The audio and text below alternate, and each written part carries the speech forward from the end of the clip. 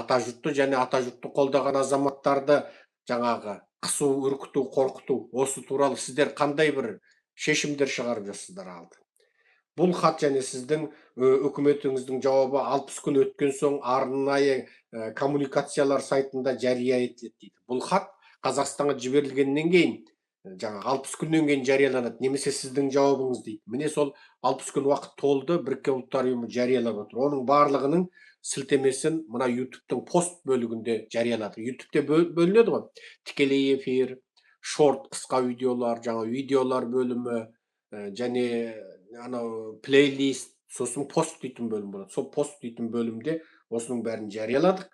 Өздеріңіз асықпай оқып аларсыздар. Яғни Қазақстан үкіметінің мына азаматтарды нақақ соттағаны, нақақ тергегені бойынша Біріккен ұлттар ұйымы өзінің ресми түрде талаптарын Қазақстан үкіметіне жазды. Қазақстан үкіметінен жауап болған жоқ. Енді оны сайттарда жариялады 60 күн уақыт толғаннан кейін. Бұл нені білдіреді? Бұл Тоқаев Біріккен ұлттар ұйымында хатшы болады дегеннің аяқтағанын білдіреді. Яғни Тоқаев Біріккен ұлттар ұйымында хатшы болып келсе,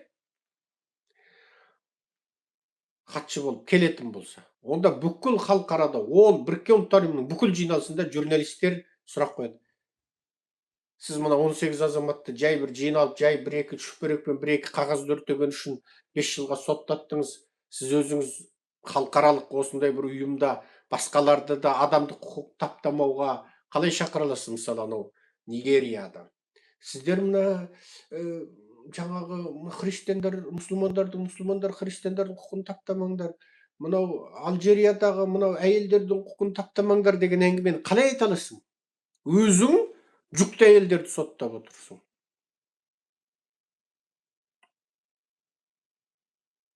Сондықтан Тоқаев, мен кесіп тұрып айтам, бүкіл Қазақстандағы әлеуметтік желіге қиып алып таратуларыңызға болады. Тоқаев ешқашан, еш уақытта Біріккен ұлттар ұйымының бас хатшысы бола алмайды. Енді қазақтар түсінетін қазақтың жеті әкесінің тілімен айтайын. Никогда, навсегда Біріккен ұлттар ұйымының бас хатшысы бола алмайды ол. Неге? Біріккен ұлттар ұйымы Қазақстанға қаратып, осы нақақ сотталған 18 азамат туралы өздерінің наразылықтарын, тұтас заңды, құқықтық жаңағы негіздерді көрсетіп, қандай қылмысы бар? Неге Талдықорғанда сот өтеді? Неге сот жабық өтеді? Қандай заңның негіздерін алдыңыздар? Неге жүкті әйел, ауруханаға түскен жүкті әйелді мәжбүрлеп сотқа қатыстырасың? Қандай негіз бар? Олардың құқығы қалай? Неге ата жұрттың қолдаушыларына олардың өз бетінше ұйысу құқы дейтін құқық бар? Конституцияда да бар, Қазақстанның халықаралық заңда да бар. Азаматтардың өз еркімен ұйысу құқы бар. Соған жаңағы неге қысым жасадыңыздар? Соған қандай заңдарыңызда негіз бар? Қандай заңдарыңыз бар? Егер біреуді біреу қолдап қойса, соттау керек дейтін, қорқыту керек дейтін баптарыңыз бар ма? Сендер мемлекетсіңдер ма, жоқ таудың қарақшыларысыңдар ма?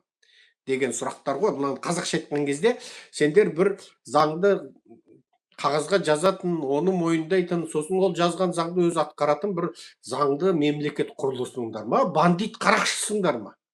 Деген сөзді Біріккен ұлттар ұйымы сөздің шыны жазып міне жариялап отыр. Оны біз аударып Фейсбукте салдық. Оны аударып YouTube-тың пост бөлігінде салдық. Енді соны қарасаңыздар болды. Енді бұдан толық түрде жаңағы Тоқаев Біріккен ұлттар ұйымына барады екен деген әңгімеге осы хат жауап болды. Екінші хатты жариялады. Құрметті Болатхан мырза деп басталады. Бұл Еурокомиссияның Ерзат Болатхан бауырымызға жазған хаты, оны да жарияладық. Еуропалық комиссия мүшесі Йозеф Секелия мырзаға жолдаған хатыңыз үшін және Қазақстандағы ата жұрт адам құқықтарын қорғау қозғалысына қатысты жағдай жөніндегі жан-жақты ақпаратыңызбен бөліскеніңіз үшін алғысымызды білдіреміз. Еуропалық одақ адам құқықтарын, заң үстемдігін және негізгі бостандықтарды қорғаумен ілгерілетуге Еуропа одағының аумағында да, сыртқы саясатында да, көрдіңіз ба, Еуропа одағы аумағында да және оның сыртқы саясатында да аса жоғары мән береді дейді. Яғни Еуропа одақпен кез келген бір ел қарым-қатынас жасайтын болса, көміріңді, отыныңды, газыңды сататын болсаң, помидорыңды, картогыңды Еуропа одағына сататын болсаң, онда бұл Еуропа одағының ішінде де және оның дипломатиялық қарым-қатынасында да адамды құқыққа мән береміз дейді. Қазақстанның еуроодақпен қатысы бар ма? Бар. Мұнайын сатып отыр ма? Сатып отыр. Бидайын, ұнын сатып отыр ма? Сатып отыр. Етін сатып отыр ма? Сатып отыр. Ақшаларының бәрін Еуропаға тығып отыр ма? Тығып отыр. Қатындары, тоқалдары, қыздары, ұлдары Еуропада оқып жатыр ма? Оқып жатыр. Енді Еуропадағы біз бұл іске кірісеміз деп отыр. Бұл іске кірісеміз деп отыр. Міне құрметпенен жаңағы сол Ерзат Болатқанұлына жазған жауап хаттар Еурокомиссияның атажұрт және осындағы азаматтардың жаңағы құқығының қорғалуына байланысты жаңағы Еуропа комиссияның міне туыменен отырып жариялап отыр. Міне. Оның бәрін YouTube-тың пост бөлігінде салдық. Енді оқырсыздар. Сон бүгін таңертең таң бозында енді күн шықпай тұрып бір бауырымызбен сөйлесіп қалдым, маған таң қалдым. Енді мен туралы, атажұрт туралы, жалпы атажұрттың ісі туралы, Қазақстандағы оппозициялар, Қазақстандағы мына заң бұзушылықтар туралы Қара көлеңке деген кітап шыққан екен. Мен оны бұл кітаптың авторын білемін. Осының ішінде жаңағы менің сөздерім бар екен. Соны бауырым скриндеп жіберіпті. Ой, мынау жақсы болды ғой енді. Амазоннан алайын деп отырмын енді. Бүгін тапсырыс беру мүмкін. Джоанна Лилис. Бұл өткенде осы атажұрт азаматтар туралы көп пост салды Фейсбукте де, Твиттерде де. Осы Джоанна Лилис баяғыда Алматыдағы офисте бұл кісімен кезіккенбіз, жүздескенбіз, әдемі, жаңа көп сөйлескенбіз, өзі ақылды, жаңа талантты кісі. Бұл кісінің посттарын біздің Фейсбуктегі посттарымыздан бөліскеніміз білесіз. Міне жаңа Dark Shadows деген кітаптың ішінде атажұрт туралы жазылған. Бұл кісі мынау қамалған Әлімнұр Тұрғанбай және атажұрт Бекзат Мақсұтхан туралы көп жаңағы нәрсе жазған кісі. Міне жерде кітаптың 224-ші бетінде екен. There are two dangers. First, the Chinese side kidnap me or kill me. Second, the Kazakhstan arrest me. Said Sergey Bileš деп басталады. Бұл жерде екі түрлі қауіп бар дейді. 2020 жылы мен сұхбат беріппін Алматыдағы кезімде. Бірі Қытай тарапы мені өлтіруі мүмкін, немесе мені барымталап алып кетуі мүмкін. Екіншісі Қазақстан тарапы солай істеуі мүмкін деп мен жаңағы бұл кітаптың 224-ші бетінде сол кітаптың авторы Джоанна Лилиске сұхбат берген екен. Соны жазыпты. 2020 жылы жаңағы Омаралы Әділбектер Серікжанды кез келген уақытта жоқ болып кетуі мүмкін. Серікжан деген Қытайдың шпионы, ол Қытайға қашып кетуі мүмкін деп Омарәлілер мына идеологиялық негіз қалап жатқан кез жанын таласып. Ол өзі Қытайдың консулінен шықпайды. Қытайдың Алматыдағы консулінен шықпайды. Қытайдың консуліне барып, Қытайларға әрқайсымыз бір $100,000 көмек берейік, коронада қырылып кетті дейтін адам. Ол сөйтіп жүріп, мені Қытайдың шпионы дейді. Енді осы логиканы түсіндіріңдерші. Ол ана бұрын Қытайда бәрі жақсы, бәрі дұрыс, мына қамалған қазақтың бәрі өңкей террорист, оңбаған экстремист, сепаратист деп айтатын адам кейін Қытайдағы бүкіл осыны қалқара мойындаған кезде анау дереу тонын өзгертті деп, мына бет жоқ, ар жоқ адамның өзгеруді оңай ғой. Ол енді Қытай енді қамап жатыр ғой енді деп. Өткенде бір сөзінде айтады, шибаузы дақпады, шибаузы деген мына шиді манты деп, шетелдіктер оны топас деп жаңағы айтады да. Анау да сөйтіп өзінше Қытайдың бір Қытайды бір сынайтын бір ашық ойлы азамат сияқты бола қалды. Ал 17, 18, 19 жылдары сөздің шыны керек. Ши Цзиньпин бері келші. Мына күн жараны жеші десе, жейтіннің өзі Ши Цзиньпин итін, шошқасын шақырып, Омарәлі үшеуін мына шошқамен итпен бірге мына күн жараны же десе, Омарәлімен Дүкен қорс-қорс етіп, бірін-бірі сүзіп, таласып, Ши Цзиньпиннің итімен күшігімен қатарласып жеп кететіндер болады. Енді соңғы кезде сөйтіп жүр. Мынау сол кезде менің жазғаным, ана сұхбат бергенім екен. Сол кезде мен жаңағы Серікжан Қытайдың шпионы деген сол Қытайшылдардың өз тарапынан жабылатын Серікжан Қытайдың шпионы дегенде мен Алматыда жүріп күдіктенетімін. 19-жылы, яғни былтыр мені соттата алмады. Түрмеге тыға алмады. Түрменің түбінде шірітпек болған. Енді мені барымталап кетуі мүмкін. Барымталап кетіп, сосын Қытайға қашып кетті деуі мүмкін деген күдігім болған. Соны айтқанмын. Енді бұл жерде мынау Ши Цзиньпиннің Қытай сапары кезінде мына жерде міне конгрессмендер, мынау мұншама конгрессмен қол қойып, Крис Смис бар, жаңағы МакГовern бар, Трампқа хат кіргізіпті. Мынау Қытайдағы концлагерде қамалған біраз танымал адамдардың да атын жазған, соны жазыпты, өстіп осындай кісілерді жаңағы босату туралы. Енді міне жерде мен сіздерге тура осы Трамптың Қытай сапары кезінде мына бір оқиға болғандығын жариялаймын. Мына бір ырбиған қатынды көрдіңіздер ме? Мынау Қытай қатын екен. Бұл қатын Southern California mayor resigns. We all plead guilty to acting as agent of Chinese government. Оңтүстік Калифорнияның қала бастығы қызметінен жаңағы доғарысқа кетті өз талабымен. Ол ұзақ уақыт бойы Қытай үкіметінің агенті болып жұмыс істегендігін мойындап, прокурормен келісті дейді. Бірі қызметінен кеткен мына қатын.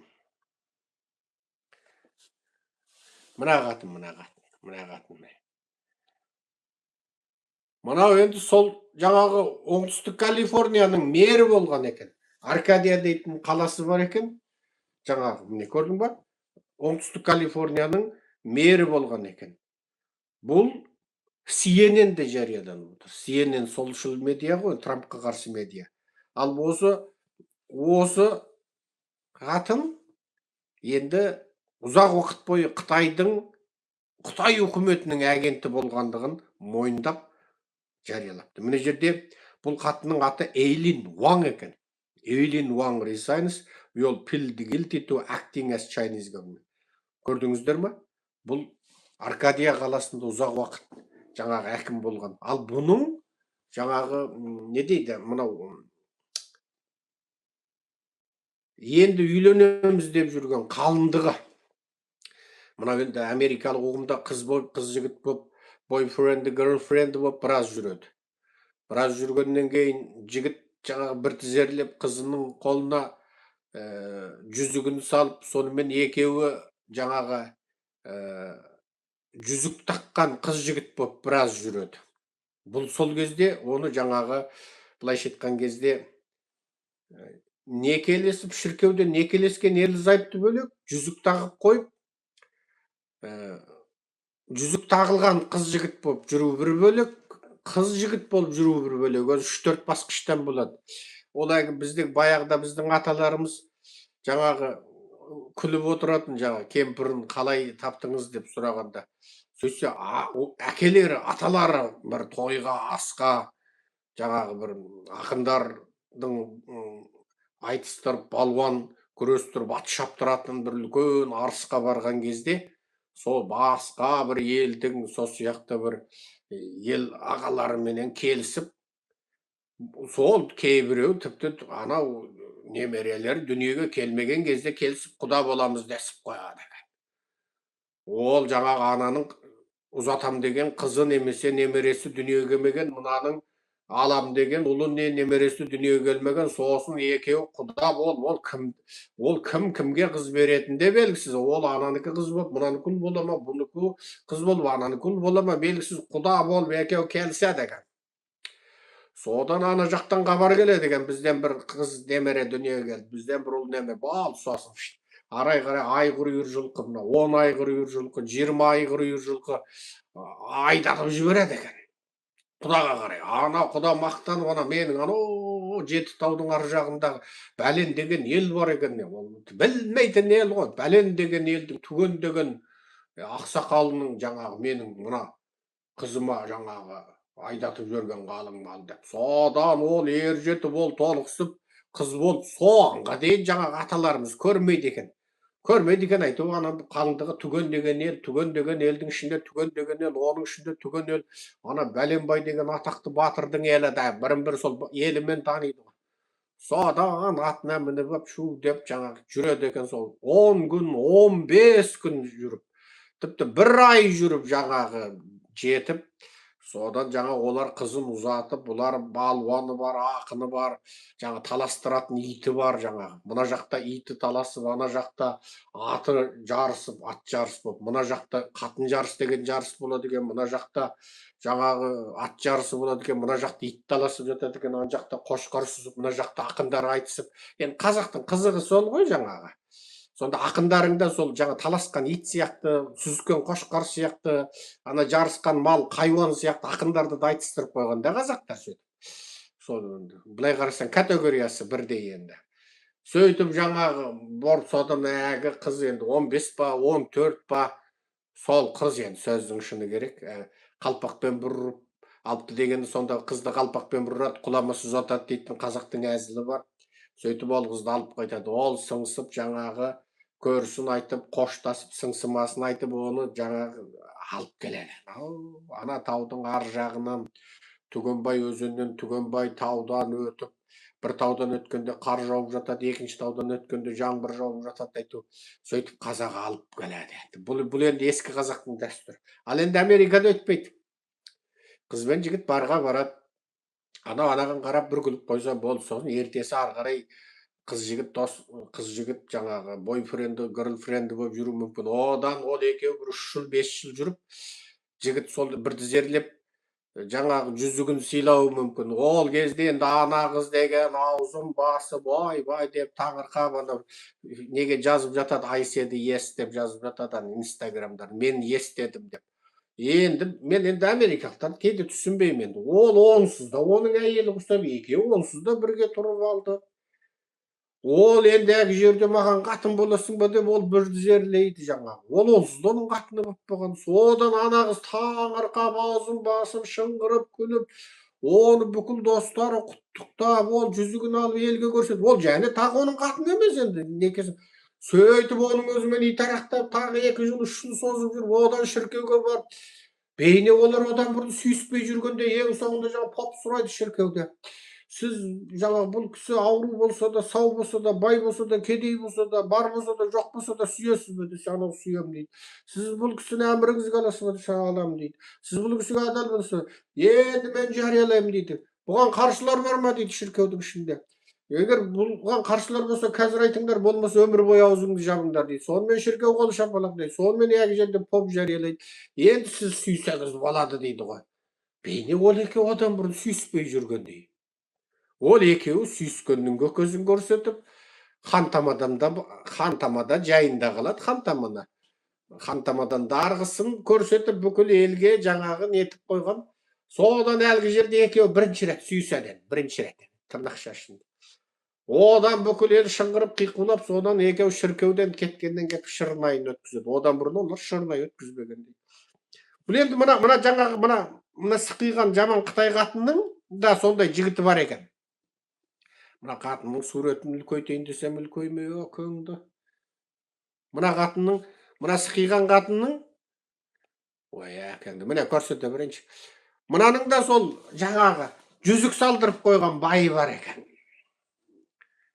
Мынаның аты Уаңайлин деді ме, ананың аты Сұм бірдеңе деген. Сұм бірдеңе деген. Екеуі де Қытайда екен. Мынау өзі Қытайдың Чыңду қаласында туған екен.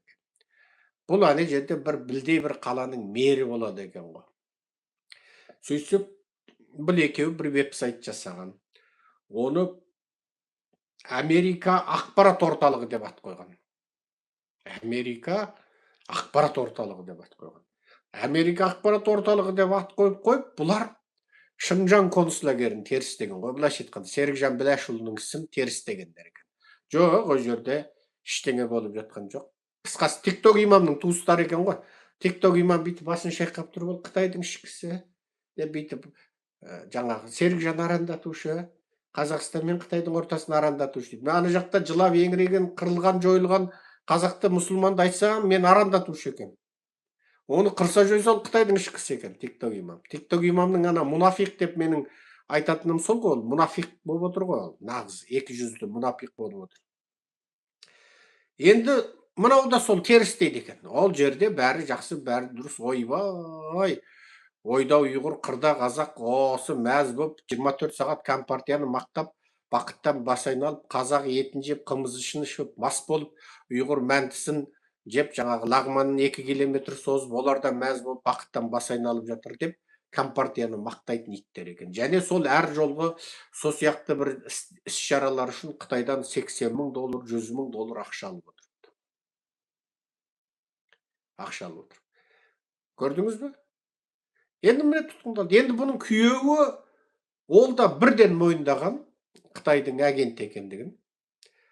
Ол енді 10 жылға кетуі мүмкін дейді. 10 жылға кетуі мүмкін дейді. Ал мынау әйел ол да мойындаған.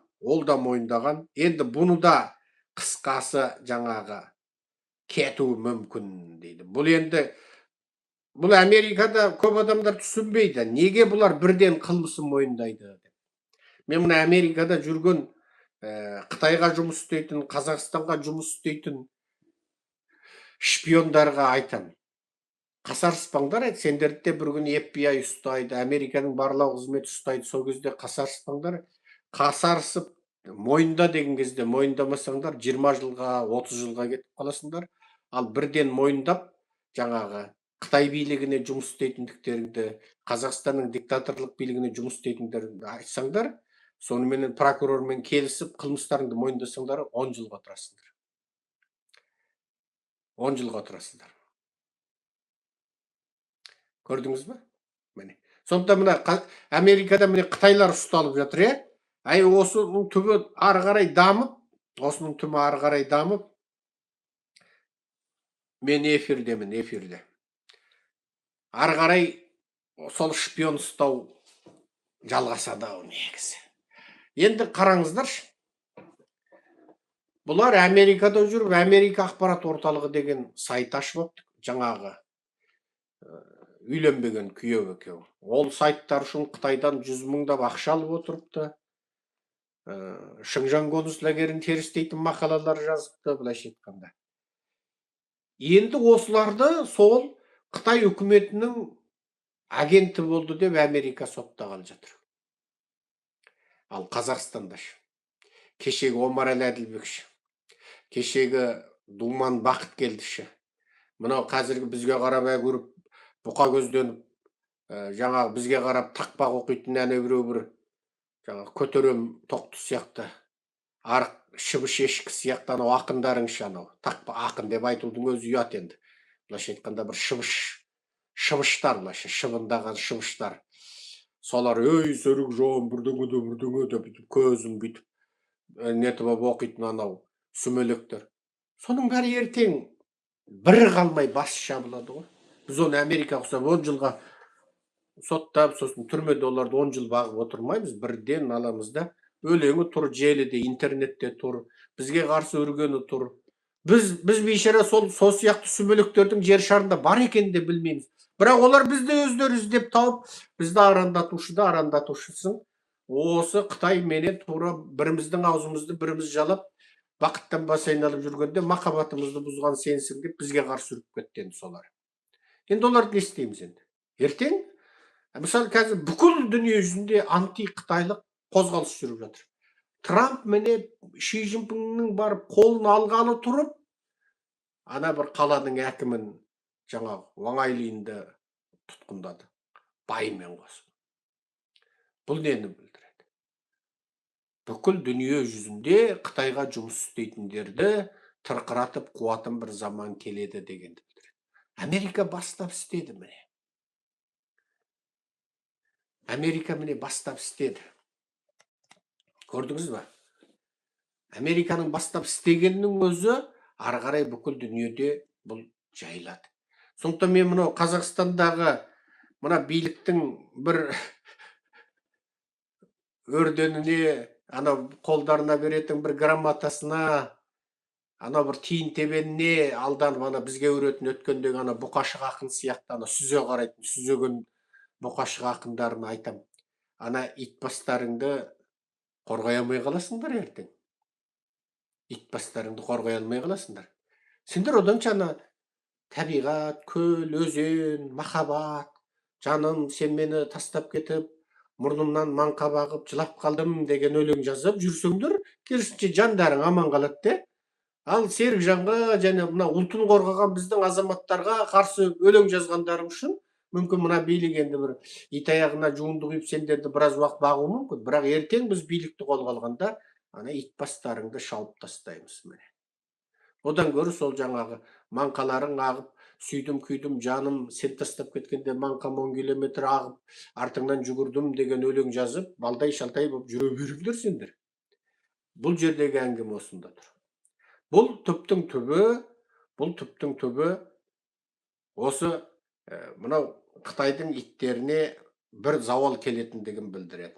Енді бірі, Венесуэланың қазіргі өкіметі шешім жариялапты. Онда Мадуро кезіндегі Венесуэла алған қарыздардың барлығы қайтарылмайды. Себебі бұл қарыздардың ешқайсы Венесуэла халқының пайдасына іске асқан жоқ, және бұл ақшалардың қайда жұмсалғанында еш дәлел дерек жоқ дейді. Мадуро Қытайдан ақшаны ала берген ғой. Назарбаев пен Тоқаев құсап Қытайдан ақшаны ала берген. Енді Венесуэладың жаңа өкіметі шешім шығарды. Мадуроның кезінде алған қарыздар қайтарылмайды. Тек қана Мадуроның соңғы бір алғанында Қытайдан 50 миллиард доллар алған екен. 50 миллиард доллар. Енді есептеңдерші. 50 миллиард доллар. Енді Қытайға қайтармаймыз дейді. Қытайға қайтармаймыз дейді. Қытайың енді бармақты қарш шайнап отыр ғой. Қарш шайнап отыр. Неге? Бітті. Тегін мұнай, арзан мұнай ол бір бітті. Енді міне беріп қойған қарыз ол бітті. Қайтпайды. Ең сұмдығы. Trump breaking it. President Trump asks if Venezuela should be the 51st state дейді. Мынаны мен кеше салып қойдым. Егер Венесуэла қаласа дейді, Американың 51-ші штаты болады дейді.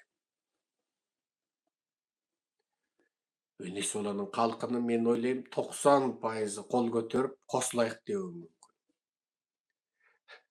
Венесуэла қаласа Американың 51-ші штаты болады дейді. Венесуэланың мұнайы Сауд Арабиядан да көп. Сауд Арабиядан да көп. Көрдіңіз ба?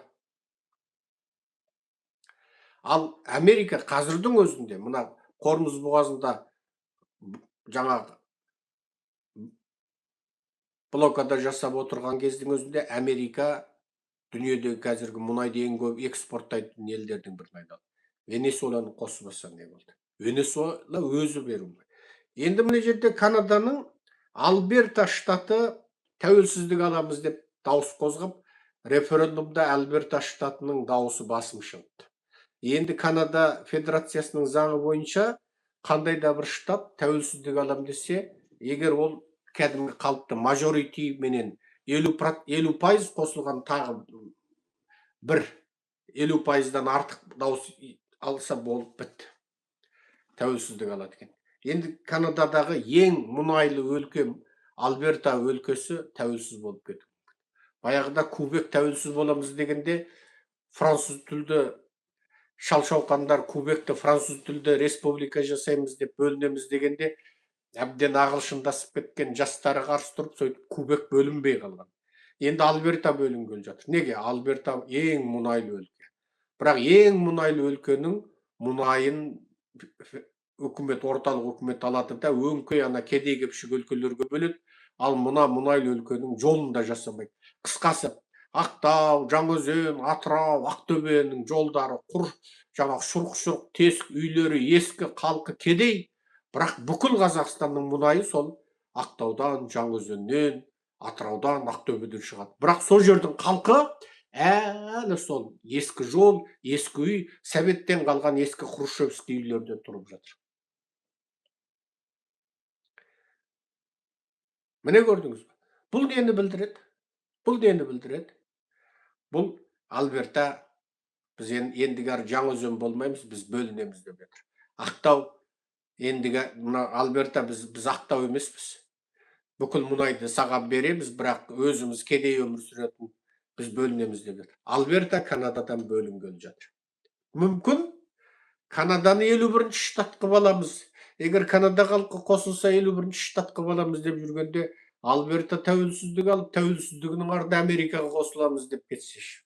Дүниеде қызық-қызық әңгімелер болып жатыр. Дүниеде қызық-қызық әңгімелер болып жатыр. Бұл әсіресе бұл оқиғалардың болғаны